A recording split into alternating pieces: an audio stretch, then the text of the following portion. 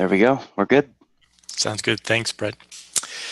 Thanks again for joining here, everybody. We'll start our Tech Talk session number 2 here today, where we're gonna talk about getting and starting and running EdgeX Foundry Docker containers. So last week we talked quite a bit about getting EdgeX up and running from the standpoint of a developer. This week it may be appropriate to still talk about this work from the standpoint of a developer, but it might also be that you're just interested in trying to get EdgeX up and running on your platform, maybe starting to experiment with some particular types of devices. You may or may not be a developer. You might just want to start to explore the APIs and such. And so that's what we're going to talk about today, is how you can do that without having to get all the code pulled into your system. If you are a developer, however, we'll talk about how you can use the Docker containers to maybe help circumvent having to get every bit of the EdgeX code. So today we're going to look at the tools you need to run the EdgeX Foundry Docker containers, where to get the containers. We'll talk about a little bit about how you use the containers in that development realm if you do want to use containers and a mix of code in something like an Eclipse environment, what we call a kind of a hybrid native environment. We'll also talk a bit about the build process, about how the containers are being put together behind the scenes, and a little bit about where that process is headed as we go forward. And we'll wrap up the session, as always, with time for your questions. Not only questions about Docker containers, but also any question you might have outstanding about EdgeX in general. As we kind of worked last week, what we're going to try and do, folks, is I'm going to try to shoot through the material. Feel free, as we're going through, to post your question into chat. And at the end, too, I'm going to make sure we have plenty of time to get your questions answered as well. We found that worked fairly well last week, to try and answer things off of chat and then have kind of collective Q&A period at the end. So let's see here. Again, my name is Jim Whitegang. I work for Dell, the original architect of Project Fuse and now EdgeX Foundry. And thankfully, you're listening to my voice and not having to see me on video, as my wife would tell me, the perfect face for radio. So you get the benefit of not having to see me this early in the morning here in the U.S. time zone. With regard to our talks, as we chatted last week, if you were on the call, and if not, welcome to your first, but our second talk. We're going to be holding these each Thursday, at least for the time being, kind of indefinitely. We're going to measure that as we go, but make sure we cover all the topics that you might be interested in and trying to spin up with regard to EdgeX. So each Thursday, we'll hold a call weekly. We're going to alternate times between morning and evening U.S. time, so 9 a.m. Eastern Daylight Time and 6 p.m. Eastern Daylight Time, depending on the week. So this week's talk, obviously in the morning here, Eastern Daylight Time. Next week's talk will be 6 p.m. Eastern Daylight Time. So for those of you in particular in Asia, or for those of you out on the West Coast, hopefully it'll be a little bit more of a friendly time zone to you. Again, we'll alternate that as we go. If you have a topic that you would like to see covered in one of our tech talks, let me know. I'm going to show you at the end of our presentation here today a talk set that I think will help us going forward. Going to start to deep dive into each one of the microservices. But if there's something you are dying to find out more about and you just can't find any information about it right now, please either send me an email or use the EdgeX Foundry Rocket Chat channel to post a request to have that topic covered. Okay, so we're going to be talking about Docker and Docker Compose Day with regard to EdgeX. I'm going to make an assumption, maybe a false assumption, but I'm going to make an assumption that you probably have heard of Docker. Docker is a mechanism that has gained a pretty big following, a unicorn of a company, if you will, that is building this mechanism to allow applications to be packaged up and deployed with all their necessary parts. In other words, their libraries, their dependencies, databases, and things of that nature, and more easily get those deployed to systems. In fact, to a certain degree, depending on how you do your Docker containers and what you need to have in your containers for your platform, it also helps provide a certain amount of operating system independence. That's one of the reasons we've chosen Docker as our deployment mechanism, or one of the deployment mechanisms for our EdgeX Foundry product. But Docker is one of those types of technologies where if you just use it to ship a particular container, that's great. But if you're trying to ship multiple containers, well, it can be a little bit cantankerous. You may hear people talk about the orchestration of containers. That's what this next technology is all about, called Docker Compose. It's a tool for essentially defining, running, and managing a lot of Docker containers.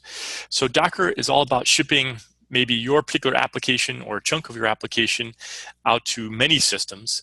Docker Compose is about shipping out multiple containers to multiple systems. And that's exactly the type of problem we have with EdgeX Foundry. For those of you who started to research EdgeX Foundry a bit, you know that it is a microservice-based architecture. We have at least a dozen microservices in any instance of EdgeX being deployed to platform or platforms. Because of that, we essentially have a need to orchestrate multiple Docker containers at one time to any single platform. And that's what Docker Compose does for us. So we'll be getting into these two technologies today. I'll leave for you a little bit more homework to go and kind of read and look at these technologies a little bit if you're just being introduced to them. We'll have enough information here to you today to at least get you up and running with EdgeX. But if you're not familiar with these two technologies, highly encourage you to go out and take a look at the Docker and Docker Compose websites. And we'll talk about that coming up in just a bit too. So when we take a look at EdgeX and we want to start to, if you will, deploy EdgeX via Docker and Docker Compose, what do we need to do to make that happen? Well, you need, first of all, to get these development tools. You are going to need the Docker mechanism, the Docker machine on your particular system, your platform that you want to deploy EdgeX to. You can get that at this particular website, as you see here.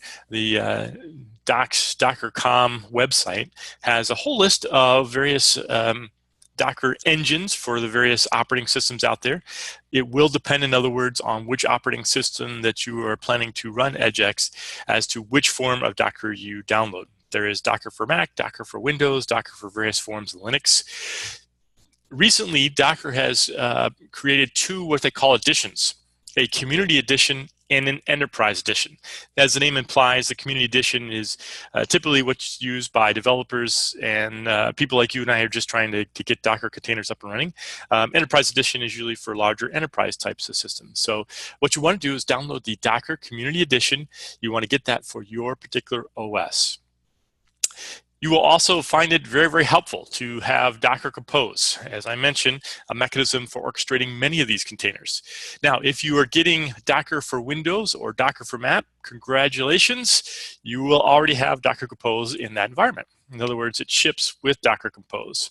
For other environments, primarily the Linux environments, you'll need a separate install process. And they have a document out there at the doc.com website about how to get and download Docker Compose for those other environments.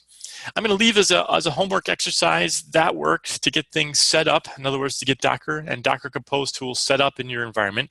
If you do need help, please, again, feel free to email me, contact me, or use the Rocket Chat channel, and I'll try and point you to some sites that might be able to help you a little bit as well.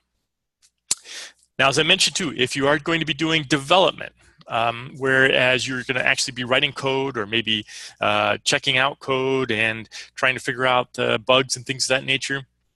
In that case, as we talked about last week, there's a whole set of tools you'll need, but you might find that developing code for EdgeX is going to be a little bit easier where you don't have to download every single line of code that was written for EdgeX.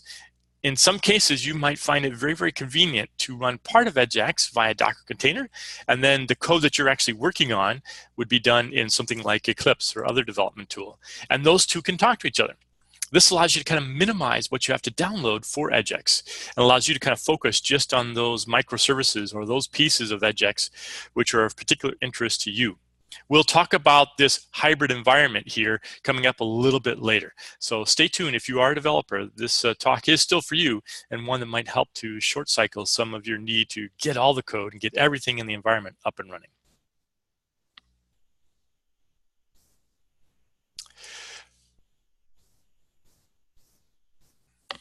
So when we talk about getting EdgeX for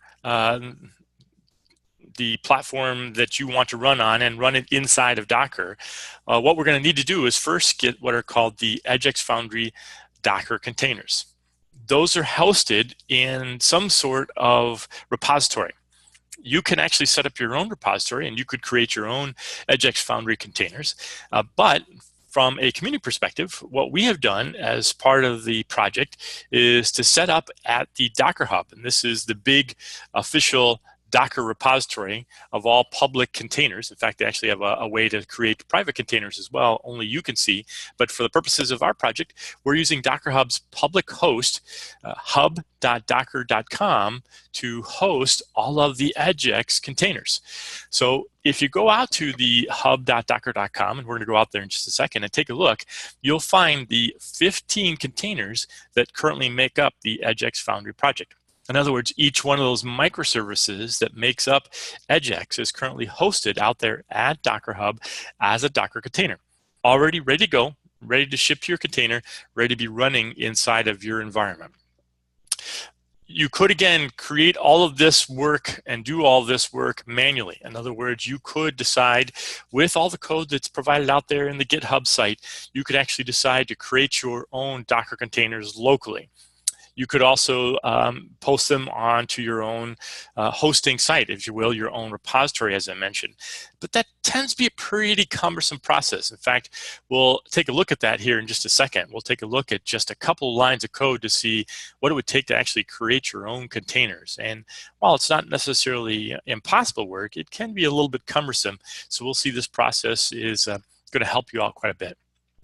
And lastly, I will talk a bit at the end of this talk too about how the process of creating those containers is going about as part of our continuous integration process. In other words, those Docker containers are actually being created as we make changes to the code, or I should say they will be soon.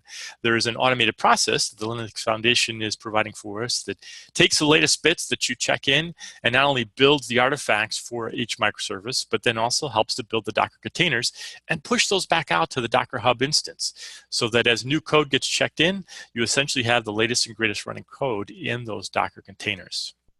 So let's take a look first off at the actual Docker Hub site and to see those containers that I mentioned and how you actually find the EdgeX Foundry containers out there in Docker Hub. So give me 1 second here as I bring this particular web page over to us here. Okay, so no need to sign in or anything, but if you go to hub.docker.com, and I know my screen is a bit small, so let me see if I can use the miracle of Windows here to zoom in. So if you go to hub.docker.com, like you see here, you will see this page as you are greeted by the traditional login by the Docker site. If you have a Docker account, by the way, you can certainly sign in, and that will usually give you access to lots of different types of private repositories that may be in your organization or other organizations you've been granted to. The EdgeX Foundry containers, however, are made public, so no need to sign in. Simply go up to the search bar, and in the search bar there, you want to type, if I can get my mouse back, where'd my mouse go? Sorry, everybody. My mouse has decided to vacate the premises here. There we go.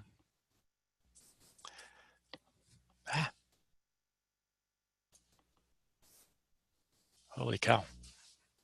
1 second, everybody, as I try to get all of my mouse capability back.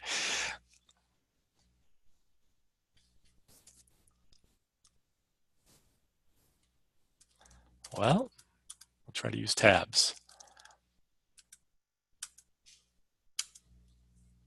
There we go. So if you type EdgeX Foundry, all one word, no spaces, in the search bar of that window, that will take you to, again, a listing of the 15 repositories that are currently available for EdgeX via Docker Hub. Will you need all of these containers? Maybe, maybe not. And we'll chat about that as we talk about what you might need for your particular environment. And again, we're also going to talk about how getting these containers is a matter that will be helpful by using Docker Compose. So you could choose to pull all these containers yourself. In other words, you could pull them down to your system, download them to your system yourself, and then get them started. Or you can use Docker Compose to do that. But that's where the actual repositories are located. And as the project goes over time, you'll start to see new containers, I'm sure, show up in this same location. Okay, now let's dispense with that if I can. go. So Docker is the mechanism by which these containers are going to be provided and get them up and running in your environment. Docker Compose, again, is going to simplify getting all those containers, getting those 15 containers, and getting them running in your environment. So again, you will download and install Docker for your environment, and you'll download and install Docker Compose. Docker Compose is what's going to be used to pull and start each of the EdgeX containers. Docker is what's providing the actual engine underneath to actually run those containers. Again, you could do this work yourself. And to give you kind of a little bit of example or a little bit of taste to get and then run all the containers, just for one container, and this contains the core data service, the core data microservice in EdgeX. To get that one container up and running, you'd first have to make a request to pull that container through your Docker engine, and then you would have to make a request to run that container. And there are a lot of parameters that are necessary to get that container up and running. If you're familiar with Docker, you might recognize some of those about such things as getting the port exposed and which particular instance of the container to bring down. Lots of information packed into that one line command. Oh, and by the way, that doesn't count additional lines of commands you would have to write to do things like set up the Docker network, the Docker volume. All sorts of things would also be necessary if you were going to manually pull and run these Docker containers on your own. So to help simplify, the old Fuse team and now the EdgeX project is using Docker Compose to make this a little bit easier for you. There essentially is in Docker Compose a manifest file. That manifest file has been created by us, the EdgeX Foundry project, and that manifest file tells Docker all of the containers that you would like to have pulled down and how you would like those containers to be started up. So essentially, as we'll see, it's one line command to pull. So for every container that's out there, it's one call to get all of the containers for EdgeX, and then one simple call to start up any container. In fact, in the future, we might even be able to start up all of the containers with one call. And we'll chat about that as we go forward as well. So it requires you to get, first of all, the Docker Compose file for EdgeX. In other words, that manifest file that I mentioned, it's called Docker Compose YAML or .yml file. And that Docker Compose file is found in the developer scripts repository in our GitHub.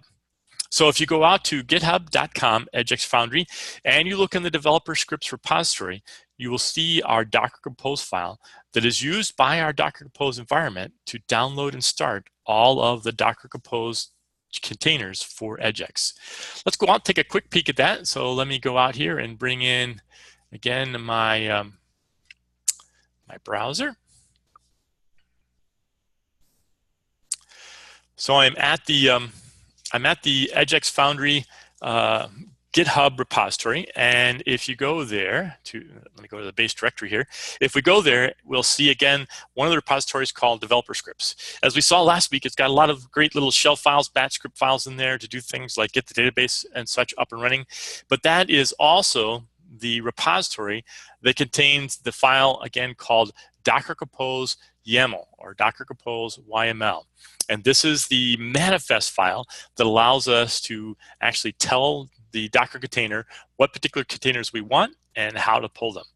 I'm not going to get into the details of the YAML file. In other words, I'm not going to get into the details of how Docker Compose works behind the scenes and what is actually specified in this YAML file, other than to just kind of have a quick peek here. And you can kind of see that each one of our containers is listed in this manifest file. And then there are a number of parameters that tell the Docker Compose and Docker environment about how to get that particular container up and running, what ports to expose, for example, what network it uses, all the details necessary to get the containers for EdgeX up and running. So I'll leave that as homework for you to kind of dig into Docker Compose a little bit more and see how and what it does underneath the covers. If you are just a user of Docker and Docker Compose and want to get EdgeX Foundry up and running, no need to even get into those details. We're going to give you the commands here in just a second to get that work accomplished. Okay, so let me shrink that here, folks. Return to our page here. So once you've got that Docker Compose YAML file, in other words, once you've either pulled that developer scripts repository or copied and pasted that Docker Compose YAML file locally into your file system from the GitHub, What you need to do now is start run some commands in the either the terminal or the Windows command line to get things actually running from an EdgeX perspective.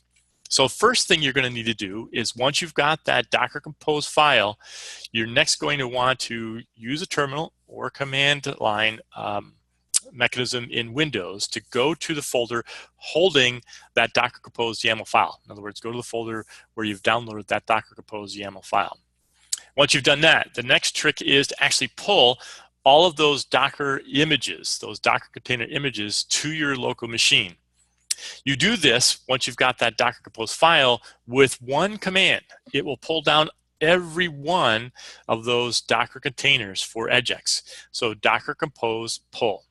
Now, depending on the speed of your system and depending on the speed of your connection, that can happen literally in seconds. It may take several minutes. I've been on an airplane before and downloaded EdgeX on an airplane, and it probably took about 45 minutes to get all the containers. So it just depends on the speed there. But that one line command will bring down every one of the containers. And if you say, well, I'm not going to need all the containers, Jim, that's okay. Pulling those down in one fell swoop is going to be usually a lot easier than having to pull each one of the containers separately. But I'll show you how to pull any individual container as well in case you're interested. Once you've got all of the EdgeX Foundry containers downloaded to your system, then you're going to start each of the Docker containers, again with one command for each of the containers. You'll do that with this command, Docker compose up -d, and then the name of the container, the compose name for that container, and I'll give you a list of those just a second. That -d option is telling the system, telling Docker to start up that particular container in what's called background or daemon mode. If you don't have the -d option there, it will start to show you the log, and then if you Control-C out of that, you're actually killing that container. So unless you want to have things be running in such a manner that you see and control the container right from that command prompt, you want to do that -d option. Again, the names of the compose containers and some other options with regard to compose are coming up here in just a bit.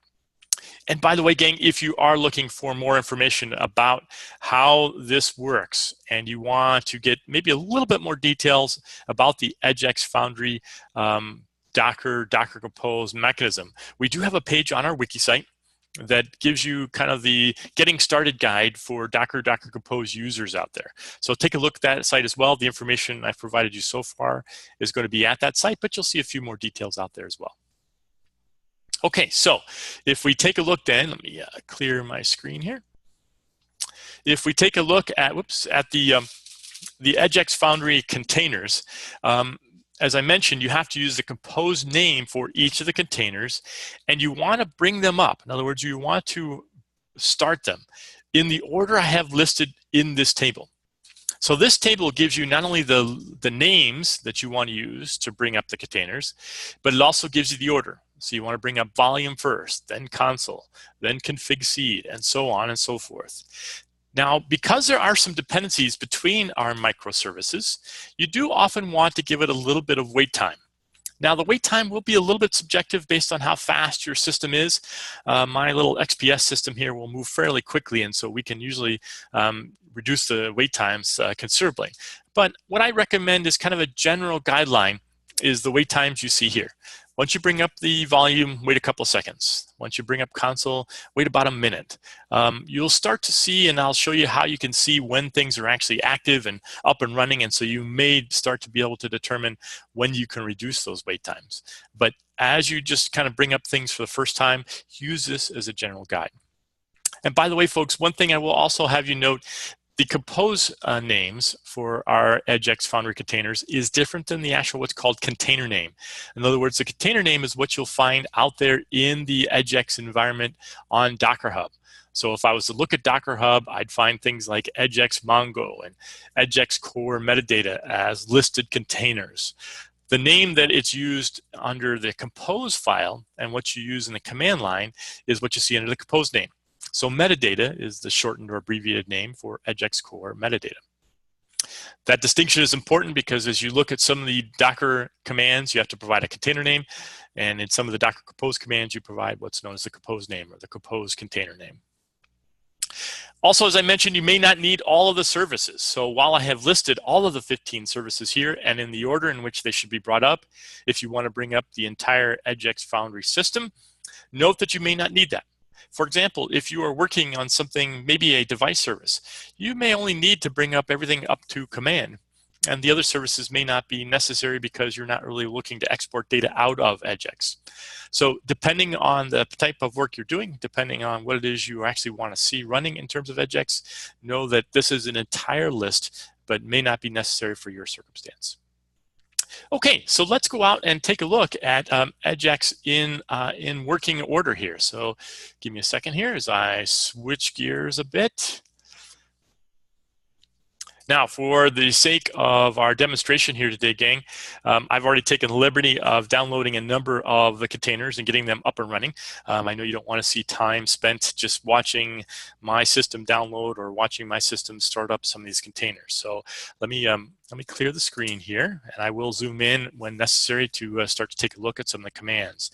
But as I mentioned, if we wanted to download all of the Docker Compose containers Docker containers for EdgeX Foundry, that would be a single line command, Docker Compose pull. And I'll zoom in on that so everybody can see that, all right? Here we go. So Docker Compose pull. And again, you need to run that command from the location, in other words, from the folder where the Docker Compose YAML file is located. Now, since I've already done the work of pulling down a number of these containers, let me give you a little bit of a hint too that you can use that same command and specify one more parameter to bring down one container at a time. So for example, and I'll zoom back out and do some typing here, let me bring in a couple of containers that I haven't yet downloaded. I'm going to download, or pull as the name is used in the Docker community, I'm going to download the export client EdgeX Foundry container. So in that case, I've just pulled that one container. Again, without that last parameter, I'm pulling all the EdgeX Foundry containers. With that one parameter, Docker Compose is looking at my YAML file, looking up the EdgeX client Compose name, finding it in the manifest, and determining what it needs to do to actually download. So that is actually download now that one container to my system. One more example, I'll use export distro to bring down the export distro or the EdgeX export distro container. So it's that simple to bring down containers into your system. Now, once I've got all of those containers downloaded, the next thing I need to do is I need to actually bring them up, start them up, if you will. As I mentioned, I've already started up a number of these containers, so it won't take us minutes to actually see things come up. And I could take a look at what containers are actually running. There's a command out there called Docker Compose PS. And if I do that, I'll actually see which of the Docker Compose containers are already up and running in my environment. And you can see a couple of them have exited as well. The config seed and the Mongo seed containers, and I'll zoom in on that. Those particular containers are meant to come up briefly to initialize the database, to initialize the console environment, and then to exit out just as quickly. And you can also see that I've stopped the device virtual service. That's on purpose. We'll start that one up here in just a second to start to see data flow. So getting and starting these containers is pretty simple. Let's start the device virtual service just to get a sense of, again, how these containers are started after I've pulled them from Docker Hub. So let me use the back arrow here, and I'm going to go out and Docker Compose up -d the virtual device service. So this is the command I would use to start one of the containers, in this case the device virtual microservice container, after having been pulled. So I will go ahead and start that container up and running. And it'll give you some indication that it's checking to see that all of its dependencies are up and running. There are dependencies listed in that manifest file. So in this case, it's checking to see that things like core data and metadata in the database are all up and running. And then it started the EdgeX device virtual container. we can actually run a command to see those particular containers up and functional. In other words, we can actually watch the logs for any particular container. In this case, I want to see when the actual device virtual service is running. So I'm going to send a command, and this is a command we'll cover in just a second in the slides, but I'm going to issue a command to take a look at the logs for the device virtual service. So Docker component compose logs-f, and then I'm asking the tail, give me the last 10 lines of that particular log file. And when I do that, and I zoom back out, we actually see the log file for the service. And the line that we're always interested in seeing with any of the EdgeX services is that line that says, this is the whatever microservice. And we just saw that go by the screen. And now we're actually seeing it actually generate data and sending that into core data. I can actually test that out. We can actually see that data as it flies into my system here. If we go into another browser window, I can use the address for the container and actually go out and get the event count. And I'll tell you about that in just a second as well, but we're seeing that there are now 111 events that the container has actually shipped into my core data and the rest of EdgeX. And that number will keep increasing as we see that new device virtual container running in the background and pushing data into the rest of EdgeX. Okay. So we've seen, let me back up here, we've seen how to pull all the Docker containers, the EdgeX Foundry Docker containers with the Docker Compose pull. And we've seen how to bring up the particular container with Docker Compose up-d and the compose name. And as I mentioned again, 15 containers out there, so make sure you start these in order, and some guidelines about the wait time between how you want to bring each one of those containers up. Now, once you've got EdgeX up and running, there may be a situation where you want to stop it or bring the entire system down. There are two words in the Compose language that you have to be familiar with: stop and down. Docker Compose stop will stop all of the EdgeX containers, but it won't destroy them. In other words, if you stop an EdgeX container, you can start it again by calling Docker Compose start. Docker Compose down both stops the container and also removes that container from kind of its working or running state, meaning you have to recreate it. All the data that would have been created by that container will be lost. So stop brings it down, but allows you to bring it back up. Down completely stops it and also removes that container. If those terms are a little bit fuzzy to you still, I'd encourage you to go out and take a look at the documentation. As you learn more about Docker Compose and Docker, you'll get a sense of how those commands work. There are also a lot of other commands out there. You can restart, you can do some work to see more data coming off of the containers. Lots of other options available out there. So again, I'll leave for your homework a chance to go out and take a look at the Docker Compose documentation to see more at your disposal. That wiki page site that we have also will provide you some information as well. So if we want to see again the Docker Compose stop action, let me bring back up my prompt here. And let's go ahead and stop that log, and let's go ahead and actually stop that virtual device. There we go. So I'll zoom in on that. So I'm going to call Docker Compose stop device virtual, and that will cause, again, my virtual device EdgeX container in that the Docker environment will stop it. It won't remove it, but it will stop it, so it will no longer be sending data into the rest of EdgeX.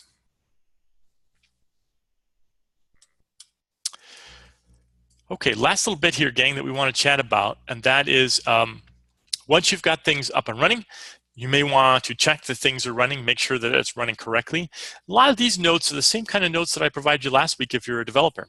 You can do things such as you can ping the service. By that I mean every one of the microservices, even in a container, offers for a ping command. So you can call on the container name and pass in the request that you want to ping, in this case, API v1 ping, and that should give you back a Pong response. Now note here, here's where you use the container name versus the compose name. So you would use something like EdgeX core data at its port, and then use that ping command to find out if core data is running well. You can also get the event count. I showed you that command, how many events have been collected by core data. In this case, the events being collected by core data from the device virtual service. You can find out which devices are currently connected using a call to metadata, so EdgeX core metadata. And you can find out what the particular reading count is for any particular type of event. So you can, again, ping the core data system and find out how many particular readings have been captured off of a particular device, given a device ID out there. So lots of things you can use to check. There's more information again on the wiki about other things you can check and how to check more of the log files if you're trying to figure out what's happening with a particular service or maybe what trouble you're running into.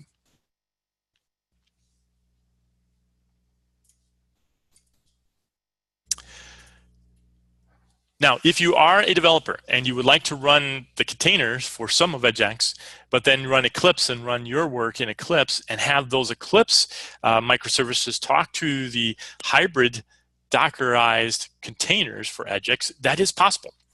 The one thing you're going to need to do is make sure you're able to get the address for your particular environment, for your Docker machine. Typically, that address is listed as you see on the bottom of your screen. That is typical. That's not always going to be the address, and you can always change. You can use a setting to change the address at which your Docker container, your Docker environment, if you will, comes up on.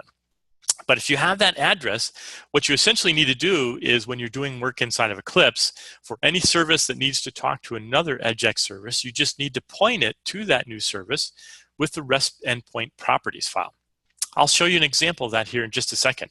I'm going to show you an example of an MQTT device service that we're getting ready to open source. It's not out there yet, but we're getting ready to open source it. But I'm going to show you that device service and show you how I configure it and its particular REST endpoint property file to point it to containerized versions of EdgeX core and metadata services. So in other words, we've got a hybrid environment here. We've got this micro service that's running an MQTT device service in Eclipse. Everything else is being run by my Docker containers for EdgeX. So let's see how that's done. Let me bring up my my environment. I know it's tiny print. I'll zoom in here as we need to, folks. I've got this new service that we're preparing to release here very, very shortly into the EdgeX community, this device MQTT service. So that's a device service that uses MQTT to communicate data into EdgeX. And as with all of these device services, in fact, with all of the RESTful web services within EdgeX, you're going to find inside of the resources folder for that project a file called REST endpoints.properties. And I've pulled that file up here. And as we take a look at that particular file, what you find in that file is all of the endpoints that this particular service needs to communicate within EdgeX. All of the metadata URLs. And as you'll note, all of those URLs would typically be listed here as, say, for example, localhost, if we were going to operate everything inside of our Eclipse environment. Instead, I've changed them all to this address, the 192.168.99.100 address. And this is the IP address for my Docker container. So what I'm doing is I'm telling Eclipse that when this particular microservice wants to communicate with EdgeX, in this case, EdgeX metadata, use that address to communicate to. So we're now combining environments. Eclipse is going to be running my MQTT device service, while the Docker engine on my platform is going to be hosting all of those EdgeX containers and providing all the other microservice capability. I do the same thing with regard to core data. In core data, when I need to communicate with core data, again, rather than saying localhost here, I provide the actual address for my Docker container where core data is running. Notice too, the ports remain the same. Always a good idea. You could change the ports for your Docker environment, but always a good idea to keep them the same so that it's just a matter of changing the address for the location of your particular microservices. So now when I start up this particular environment, all I have to do is right-click on Run As, just as we taught you last week. Run this as a Java application. And now my device MQTT device service is communicating as any other microservice in my environment, but it's communicating with microservices for things like core data and metadata out to my Docker environment. So now I have a hybrid environment up and running. Okay, gang, we're pretty much near the end of our talk here. So one last thing I will mention, as I said, the containers that are out there in Docker Hub are being created today manually. In other words, the team at Dell, when we make code changes right now in EdgeX, we are manually building the artifacts for the microservices, the jar file essentially, and then we're pushing that out as a container into the Docker Hub environment. At Dell, we actually had a process where that was done in an automated fashion as part of our continuous integration process. And the Linux team is working with us to develop a very similar process inside of the tools that we're using with the Linux Foundation. There were some issues with regard to how the artifacts need to be stored. You can't store large artifacts like jar files and Docker container images inside of GitHub. And so they needed to set up a Nexus repository for that information to flow. And then very shortly, we'll be creating the Docker containers from that. So we see that being probably a few weeks out yet. But just know that right now, manual builds of the Docker containers are happening, so they may be a little bit behind the code, not much. And if you do absolutely need a fresh build of a particular container because you've pushed code out there, let us know, and we'll go ahead and create that as soon as possible. But within a few weeks, that should all be automated so that the container will absolutely reflect within the minute any kind of code changes that are made to our code change repository out there in GitHub. Okay, let's see here. Leave you with some resources. Again, our wiki site, Rocket Chat website, all available online to get additional information. Again, our GitHub repository is out there. And lastly, Jim's email address. So if you need to connect with me, if you want to talk a bit about some of the scenarios you're running into or problems you're having, feel free to address me directly. If you can, I would prefer if you would go through something like Rocket Chat or one of our mailing lists, just so the rest of the community also gets a purview into your question. Chances are probably pretty good. If you've got a question, they've got a similar question. Upcoming talks, I'm planning to start to go into more depth into each one of the microservices, starting with some of the core services. But if you do have a desire to talk about something else, if you have a burning need to know about something else with regard to EdgeX, please, please, please send me an email, send me a text chat, send me something that would give me an indication of what your suggested talk is, and I'll do my best to get it into the lineup. Again, next Thursday's talk will be at 6 p.m. Eastern Daylight Time. With that, I think we are ready for some questions. Brett, should I take those that are in chat first? Yeah, I think Tony was able to capture several. There is an outstanding question from Conrad, how to override REST.endpoints properties dynamically, and then the other unanswered is at the very bottom from Tony. Sure. Yeah. So great question with regard to how do I override the REST endpoints properties file dynamically. If you're running in kind of what we call production mode, in other words, you're running with all these containers on a platform out there, console serves as both the microservice registry as well as the host for all the configuration properties for your environment. In fact, those REST endpoint properties are actually listed inside of the console configuration.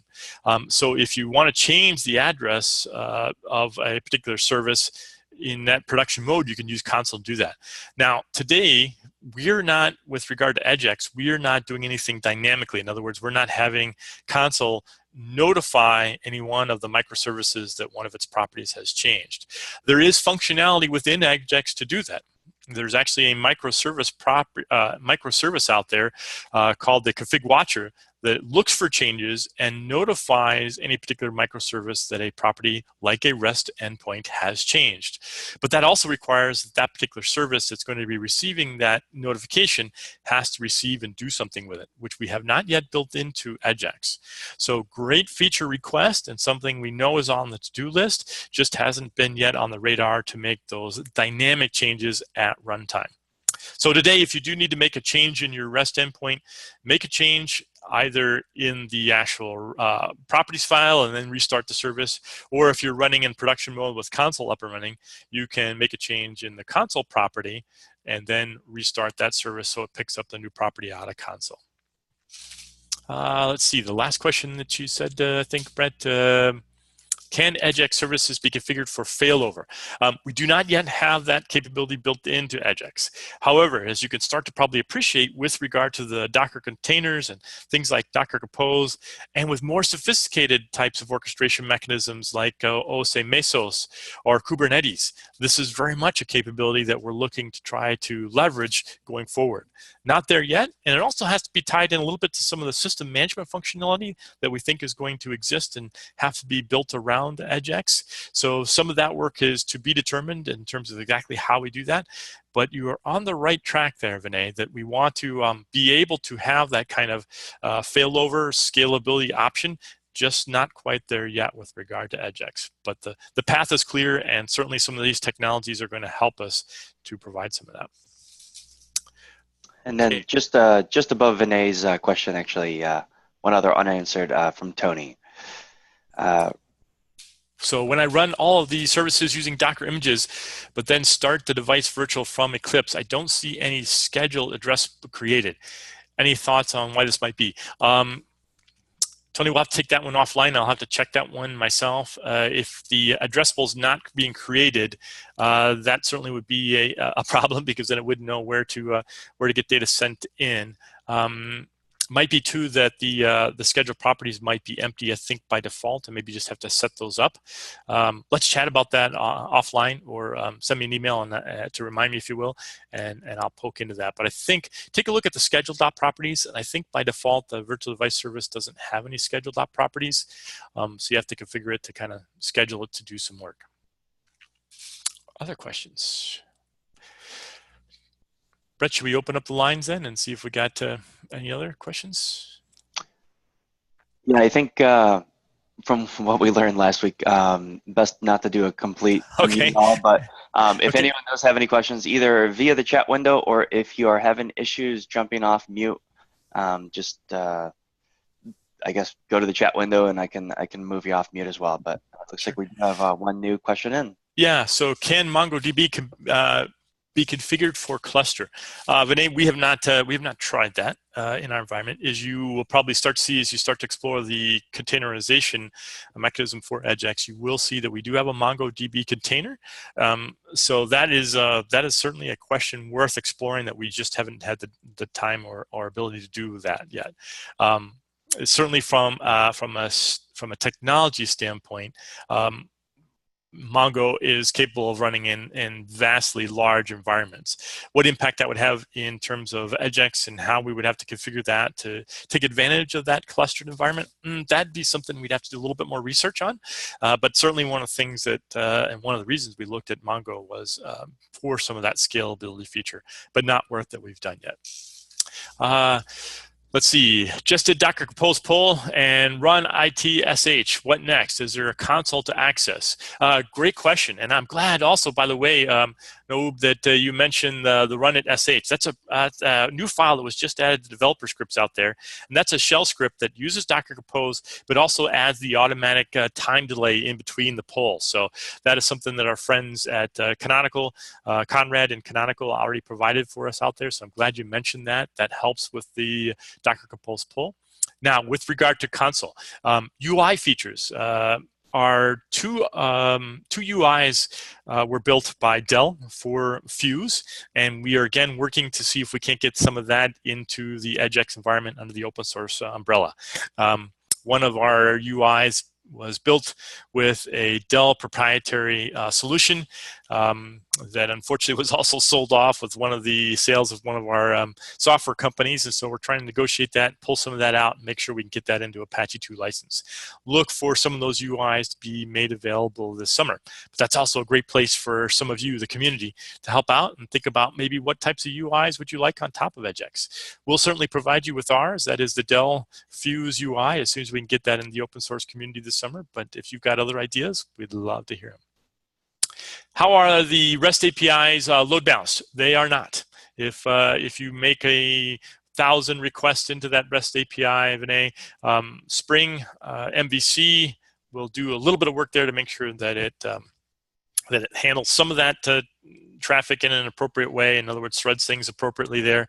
But if you make 1,000 requests, then there is no scaling or creating of new services to address that. Spring does some threading in the background to help thread each of those requests. But in terms of scaling multiple editions of the service, again, that goes to some of the scalability, some of the availability concerns that we want to address with EdgeX going forward, but not there yet. So looking forward to working with you, the community, to help feature some of that with, again, we think technologies like Mesos and or Kubernetes and other scaling orchestration mechanisms might help, but there are some additional capabilities out there that you're all aware of that we will probably want to look at as well.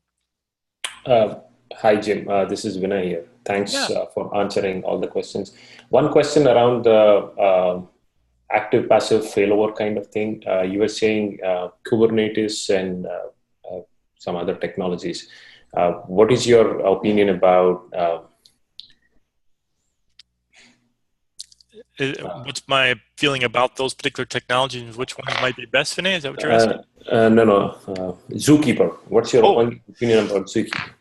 Yeah, great question, Vinay. We actually, and I'm not sure if he's on the call today or not, but Cloud Sci from our team actually looked at several different options in kind of our configuration registry service, and Zookeeper was one that he actually looked at.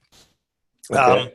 We think that in terms of configuration registry, it was largely overkill and had some features that didn't marry up to our requirements very well. It may be worth another look in terms of managing more of that availability, load balancing type of need.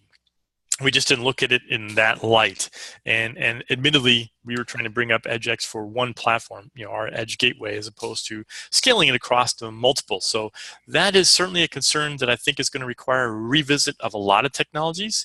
One thing I think we are, at least from an architectural perspective, and the TSC will have to weigh in on this, but one thing from an architectural perspective is we don't want to have to reinvent the wheel where we see something already out in the open source community that's going to fill the need. So I think things like Zookeeper, things like Kubernetes, Mesos, and or combinations of some of these products are going to be an avenue which are going to require a lot of experimentation, but also hopefully finding something in that pile as opposed to having to do something brand new. So glad you brought that up, and I think that is certainly one of those technologies we're going to have to revisit for more of the scalability concern. Okay, thank you very much, Jim. You bet. Okay, not seeing any additional questions out there right now. Give it a couple of seconds here, folks. One of the things that I can use a little bit of this time for to give everybody kind of a heads up, if you've probably been paying attention to some of the chatter out there on the mailing list or on some of the Rocket Chat, there is upcoming a meeting of the development community, the TSC community, to try to get the planning and decisions made around the upcoming release of EdgeX for what we're considering to be kind of fall timeframe. We're targeting the IoT. Was it IoT World Congress? Do I have that right, Brett? In fall in Barcelona as kind of our release target at this point. So if you have some inputs, if you think there are features that really need to be there, let us know. Get us some input. And in particular, if you're willing to help out with some of that work, we would greatly like to hear from you. That which you are willing to participate on is usually going to find itself higher in the list than those things which people would like, but aren't willing to put some muscle behind. So please, please let us know. Also, if you would, I would remind everybody to be a part of that Rocket Chat. I'm trying to do my best to answer questions out there, but as many of you are starting to now gain some information and dig into EdgeX, you can help. You can help answer other people's questions, and you can get more of your own questions answered. If you could participate with Rocket Chat as well by posting them out there, it allows me to answer it once and hit the masses versus an email where I only hit one. So please use that Rocket Chat to best advantage for everybody. Cool. Well, I don't see any more questions in the chat window. Do we have anybody else who has a question online? If Brennan's opened up your channel.